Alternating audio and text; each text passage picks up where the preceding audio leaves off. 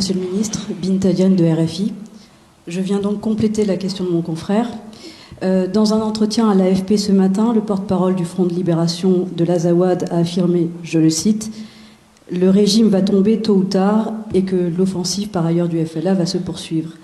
Alors de votre côté, ma question est la suivante. Quelles mesures envisagez-vous pour soutenir les autorités maliennes afin qu'elles ne sombrent pas ? Autre question, quelle est aujourd'hui la situation au niveau de la frontière avec le Mali? Est-ce que vous attendez à de nouveaux afflux de réfugiés maliens? Merci beaucoup. Pour soutenir quelqu'un, il faudrait déjà qu'il en fasse la demande. Vous vous souvenez, lorsque cette crise a éclaté en 2012, le président Ouattara était à l'époque en président à la tête de notre organisation sous-régionale, et il y a eu ici même en Côte d'Ivoire une réunion où la CEDEAO devait venir en aide justement à notre voisin le Mali. Donc nous sommes dans la même disposition.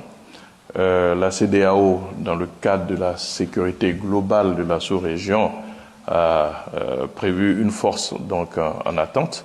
Donc il ne s'agira pas uniquement de la Côte d'Ivoire, il s'agira donc d'un effort collectif de la CEDEAO pour pouvoir venir en aide à un pays qui se retrouve dans le même espace que notre organisation sous-régionale, si tant il est encore que ce pays en faisait la demande.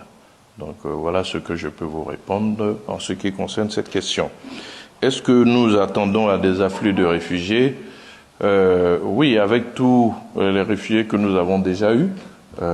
Donc c'est clair que nous nous attendons, si la situation se dégradait davantage. Nous avons déjà pris beaucoup de mesures sociales pour pouvoir recevoir et encadrer les réfugiés qui sont déjà sur notre sol. Si jamais la situation devait s'aggraver, eh bien, nous allons aviser, mais je veux dire que nous avons cette tradition de terre d'accueil et nous savons en tout cas nous organiser aujourd'hui pour recevoir tous nos frères qui sont en difficulté dans les pays voisins et qui, pour des raisons de sécurité, viennent chercher refuge sur notre sol.